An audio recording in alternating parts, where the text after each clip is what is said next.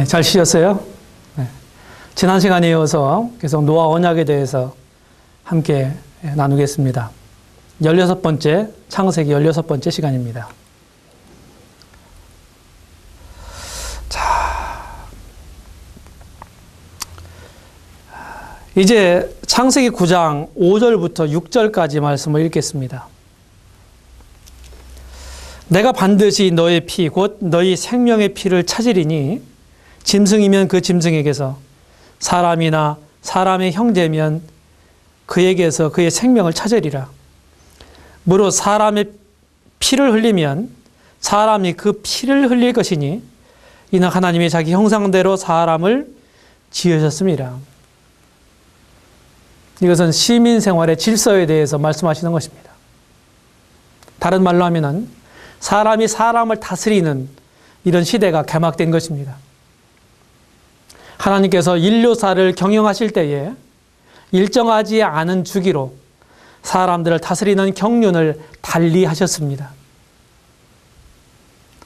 이는 구원사적인 관점에서 중요한 사건을 기점으로 새로운 경륜이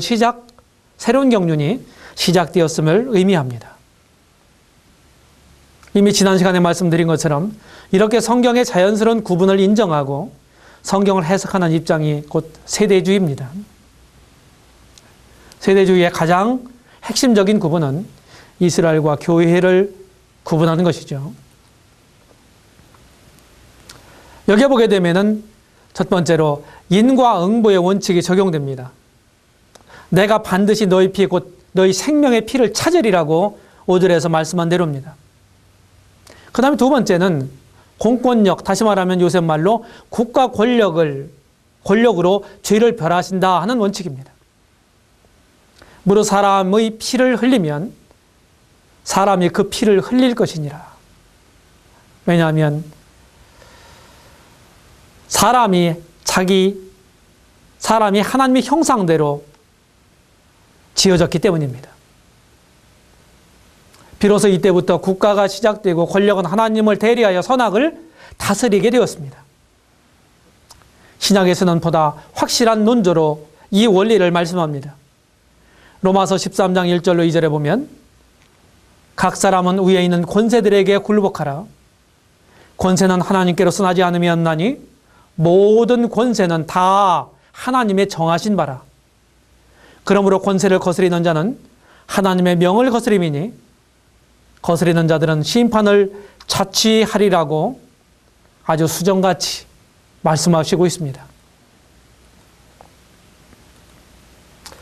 그 다음에 이제 9장 12절부터 17절까지 보게 되면은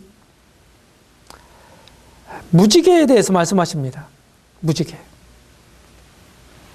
다시는 홍수로 멸하지 않겠다고 하시는 약속을 주시면서 그 증거로 13절에 내가 내 무지개를 구름 속에 두었나니 이것이 나의 세상과의 언약의 증거니라. 이렇게 말씀하시고 있습니다. 무지개. 이것은 하나님께서 노아와 맺은 언약의 표입니다. 한 무지개를 생각해 보시죠. 7색깔 무지개. 빨주, 노주, 파남보. 번안빠초, 노주빨이라고 하는 이런 7가지 색깔로 이루어져 있지 않습니까? 무지개는 태양 반대편에 반원형으로 나타나죠. 대기의 물방울이 햇빛을 받아서 굴절 반사되어 나타나는 현상입니다. 노아 홍수 전에는 무지개 현상이 없었을 것입니다. 왜냐하면 대기 중에 일정하고 미세한 수증기가 항상 있었을 것입니다. 그러나 굵은 입자의 수증기가 대기 중에 떠 있을 때만 그때 햇빛이 비치면 무지개가 생기는 것이죠. 노아 홍수 전에는 비가 오지 않았기 때문에 무지개가 생성되지 않았을 것입니다. 뿐만 아니라 이미 말씀드린 것처럼 무지개는 반원형으로 나타나죠. 보이는 부분이 반원형입니다. 보이지 않는 부분이 반원입니다. 그래서 온전한 한 원형을 이루게 되는 것입니다. 하나님의 보이는 세계와 보이지 않는 세계를 통해서 완전하신 하나님과 그의 섭리를 온전하게 보여줍니다.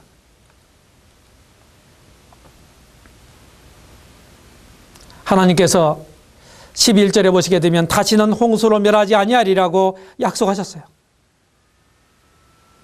홍수로 멸하지 아니하리라.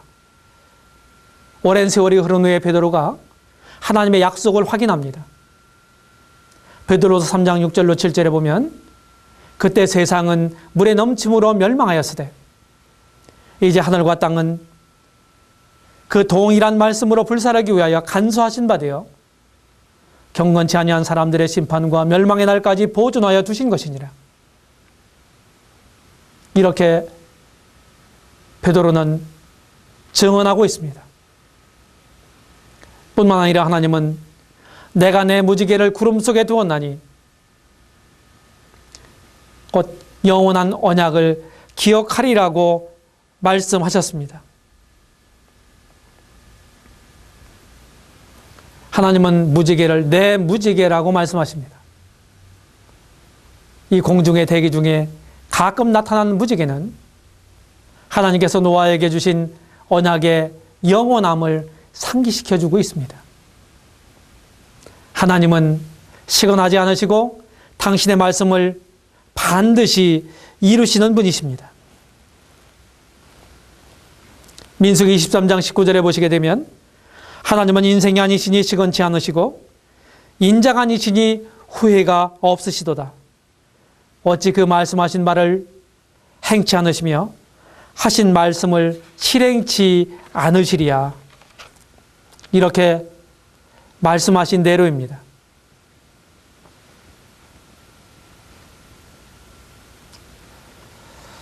이제 노아의 말년에 대해서 세 번째 단락 보겠습니다. 창세기 9장 18절로 29절에 이 말씀이 나와 있죠. 노아는 새 시대의 조상이 되었습니다. 이 새 시대라는 말은 노아 홍수 후에 새로운 세상, 새로운 시대의 조상이 되었다는 얘기가 되겠습니다. 방주에서 나온 노아의 아들들은 셈과 함과 야벳이며 함은 가나안의 아비라. 노아의 이 세 아들로조차 백성이 온 땅에 퍼지니라. 이렇게 말씀해 있죠. 홍수로 인해서 몰살된 인류를 노아의 세 아들들을 통해서 번성케 하셨습니다. 이런 연대로 따지면, 성경적 연대로 따지면 주전 2400년부터 주후 2000여 년까지 약 4400년 동안 노아의 세 아들 부부를 통해서 약 60억이 좀 넘는 인구로 증가했습니다. 우리 인생들의 생사화복이 하나님의 손에 있음을 우리가 보게 되는 것입니다. 사무엘상 2장 6절로 8절에 보게 되면 여호와는 죽이기도 하시고 살리기도 하시며 음부에 내리기도 하시고 올리기도 하시는도다. 여호와는 가난하게도 하시고 부하게도 하시며 낮추기도 하시고 높이기도 하시는도다. 가난한 자를 진토에서 일으키시며 빈핍한 자를 거름더미에서 드사 귀족들과 함께 앉게 하시며 영광의 우위를 차지하게 하시는도다라고 말씀하고 있습니다. 우리 인생들의, 우리들의 생사화복이 하나님의 주권에 달려있는 것입니다. 이제 20절로 23절에 보게 되면은 노아의 실수가 나오죠. 노아는 농업을 시작했습니다. 그리고 포도나무를 재배했어요. 그리고 그 포도 열매를 통해서 포도주를 만든 다음에 그것을 포도주를 마시고 자제력을 상실합니다. 이렇게 해서 하체를 드러내는 실수를 하고 말죠. 우리는 여기서 자신에 대해 잠시만 방심해도 실수하고 범죄하게 되는 것을 보게 됩니다. 이 모습을 작은 아들 함이 봤어요. 그리고 자기 형제들에게 말했습니다. 셈과 야벳은 뒷걸음질 쳐서 들어가서 아비의 하체를 가렸습니다. 이 일 때문에 함은 저주를 받게 됩니다. 함이 가정의 신성함을 파괴한 것으로 보았기 때문입니다. 고대인들은 자기 아버지의 벌거벗은 모습을 보는 것만으로도 가정윤리를 파괴하는 행동으로 간주했습니다.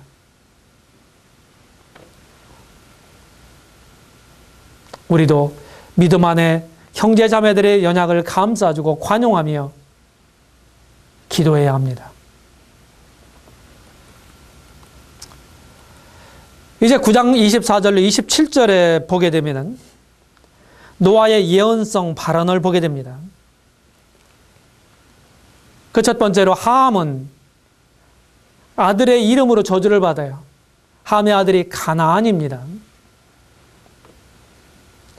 25절에서 가나안은 저주를 받아 그 형제의 종들의 종이 되기를 원하노라.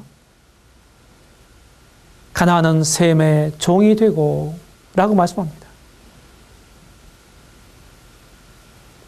창세기 10장 열방들에 관한 기사를 보게 되면은 함의 후손들이 대부분 중동과 아프리카 지역에 거주했습니다. 오늘날 현상으로 보게 되면 바로 흑색 인종들입니다.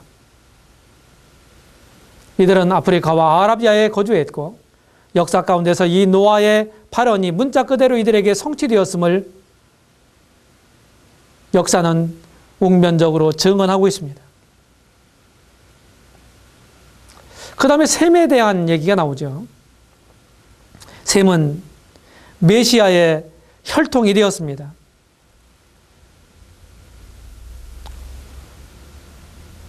셈에 대한 기사를 26절에서 보겠습니다. 셈의 하나님 여호와를 찬송하리로다. 유대인들은 셈족입니다. 그래서 셈의 하나님이라고 지금 여기서 말하고 있는 것입니다. 이 셈족, 다시 말하면 동양인들은, 황색 인종은 일반적으로 영적이며 종교적이며 정신적인 문명을 일구었습니다. 반면에 야벳에 대한 기사가 어디 있습니까? 27절에 보게 되면 하나님이 야벳을 창대케 하사 셈의 장막에 거하게 하시고 가나안은 그의 종이 되게 하기를 원하노라. 야벳은 지적이며 현실적이며 물질적인 문명을 발전시켰습니다. 놀랍게도 4대 고대 문명의 발상지는 아시아와 아프리카입니다. 4대 문명이 무엇인가요? 유프라테스 문명, 유프라테스와 티그리스 강 유역에서 발생한 메소포타미아 문명, 그 다음 인도의 겐지스 강 유역인 인도 문명, 중국의 황하 유역에서 발생한 중국 문명, 그리고 아프리카 이집트 나일강 유역에서 발생한 이집트 문명인 것입니다. 사실 고대 서양은 잠자고 있었습니다. 그러나 신약시대에 접어들고 바울에 의한 세계 선교가 이루어져가는 때에 복음의 울절기를 유럽 대륙으로 하나님께 돌리셨어요. 사도행전 16장 6절 이하에서 이 사실을 기억하고 있습니다. 이것은 인류 역사, 인류 문명의 아주 중요한 분수령이 되는 것입니다. 이후로 유럽 대륙에 복음이 전파되고 복음이 수용되는 곳마다 사람들의 의식이 깨어나서 문명이 일어난 것입니다. 대체적으로 하나님을 경외하는 기독교 국가가 현대 문명을 일으켰고 세계를 이끌고 있는 선진국이 된 것입니다. 야베 족속이죠.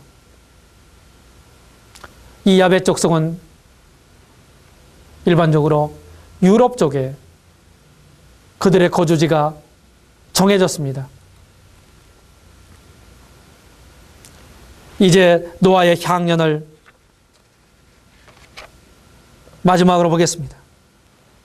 9장 28절로 29절에 보게 되면은 노아 홍수 후에 노아가 305년을 지내었고 향년이 950세에 죽었더라. 노아는 950세까지 살았습니다. 산전수전을 경험한 한 인생이 역사의 무대에서 사라지고 있습니다. 사람은 반드시 죽게 되어 있죠. 우리 인생은 반드시 끝이 있음을 노아의 죽음을 통해서 확인하게 되는 것입니다. 우리가 유한한 인생임을 인식하고 죽음을 의식하며 살아간다면 보다 보람 있는 생을 영위할 수 있을 것입니다. 죽음은 결코 멀리 있지 않습니다. 우리 앞에 서성이며 있다고는 사실을 우리가 마음에 염두에 두어야 합니다. 제가 시 한 수를 읊어드리겠습니다.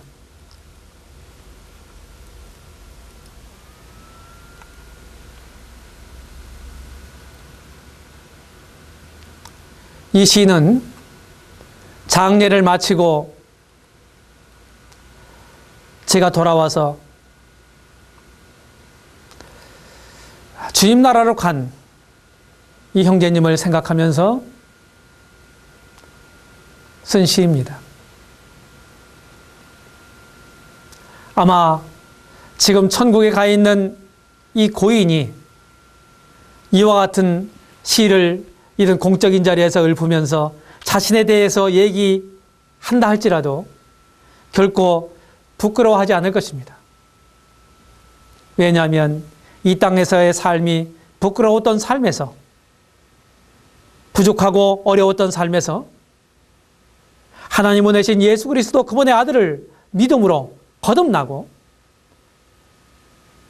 믿음 생활을 오래 하지는 못했지만 그때 그가 잠시 누렸던 그 평화와 하늘의 소망을 가지고 성도들과 정다운 교제를 나누면서 살아계신 하나님을 섬겼던 그때를 지금도 생생하게 기억하고 있을 것이고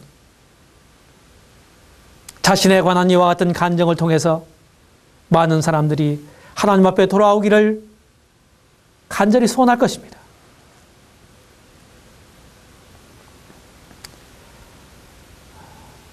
이분은 서울대학교 미술학과를 졸업하고 그리고 홍익대학교 대학원에서 더 공부를 하고 서울에서 미술 입시학원을 한국에서 제일 큰, 그 당시에 제일 큰 미술 입시학원을 경험했던 분입니다. 하나님을 알지 못하는 분들이 대부분 그렇듯이 늘 모이면 술자리를 함께 하죠. 처음에는 사람이 술을 먹지만 결국은 술이 그 사람을 삼켜버리게 됩니다. 자신도 모르는 사이에 술의 노예가 되고 마는 거죠. 술 없이는 살 수 없는, 술을 마시지 않고는 견딜 수 없는 그런 중독 형상에 빠지게 되는 것입니다. 청주에 주사랑병원이라고 하는 알코올 전문 병원이 있습니다. 자신의 의지와는 상관없이 이 고인은 이 병원에 입원하게 되었습니다. 그때가 그의 나이 50도 채 안 된 47살 때입니다. 만나서 한 1개월 정도 지난 다음에 저와의 만남을 가졌습니다. 단순한 인간적인 만남이 아닌 하나님 말씀 앞에서의 만남이었습니다. 그리고 저를 통해서 전해진 복음을 믿고 우리 주님을 영접했습니다. 그러기로 꼭 2년 8개월, 2년 8개월이면 32개월입니다. 32개월. 2년 반 조금 넘죠. 3년도 안 됩니다. 이 기간 동안에 참된 신앙을 가지고 신앙생활을 했어요.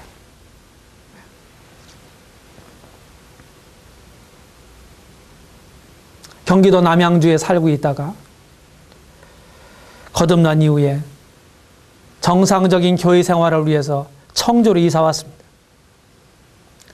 자신이 먼저 믿었을 뿐만 아니라 온 가족을 주님께로 인도했습니다. 결국은 그 집안이 간이 별로 안 좋은 집안인데 거기에다가 알코올 중독자네요. 그 간이 얼마나 손상됐겠습니까? 결국은 간경화와 더 발전되어서 간암으로 결국은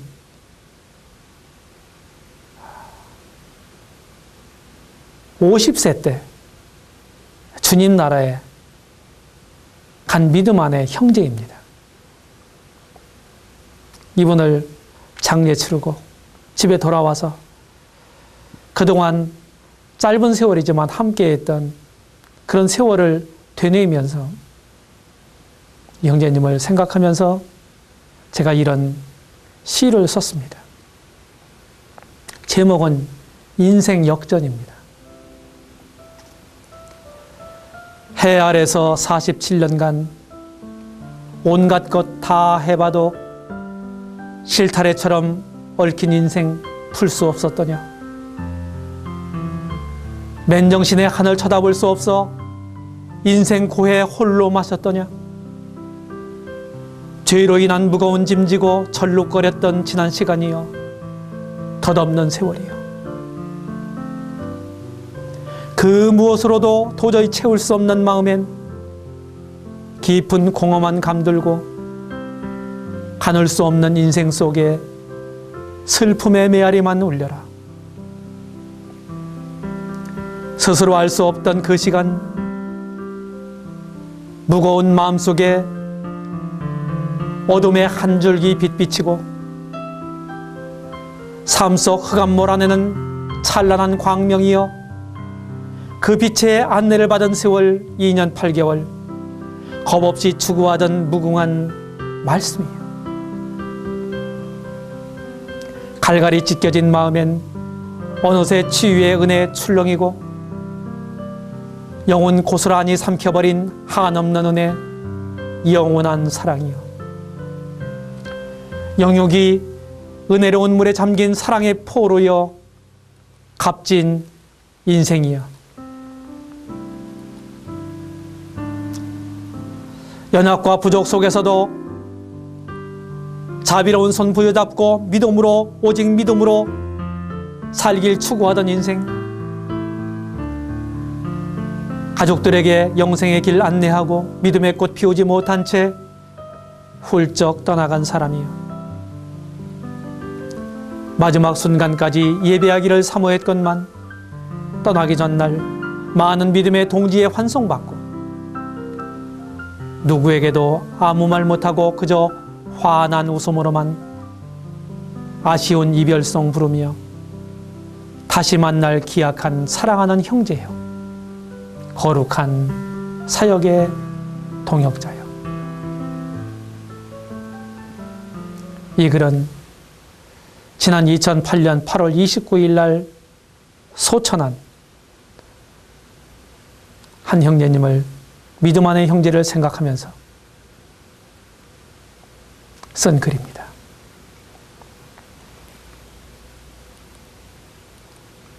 제가 지금 무엇을 말하려고 합니까?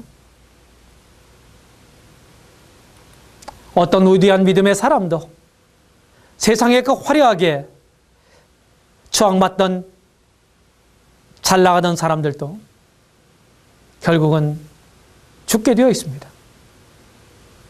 아담도 죽었고 노아도 죽었습니다. 우리도 죽을 것입니다. 그렇다고 한다면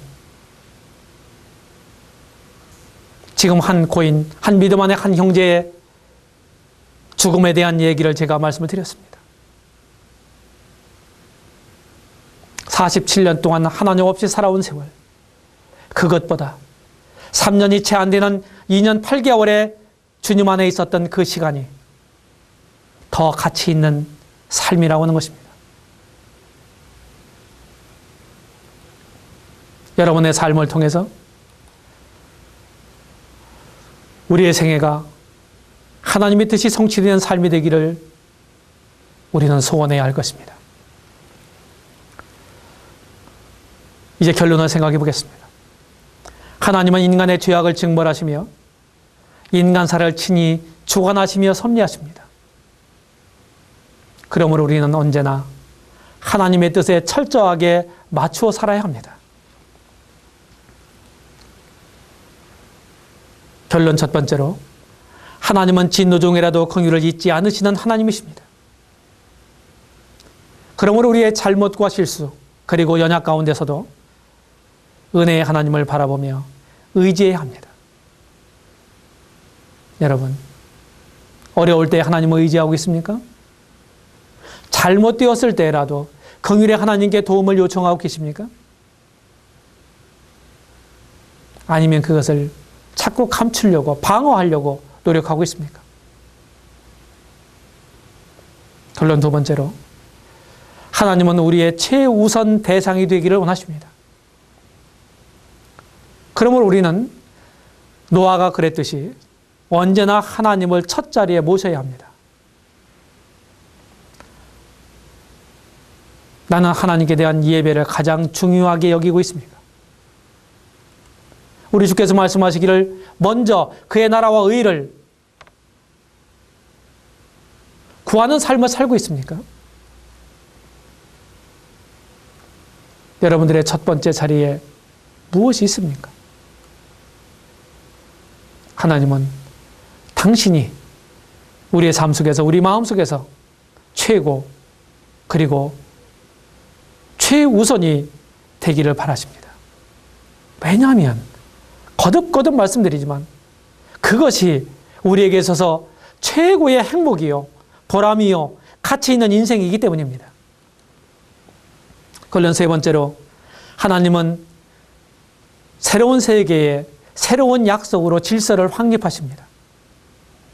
그러므로 우리는 하나님이 주신 언약을 통해서 세우신 질서를 바로 알고 순응하며 존중해야 합니다.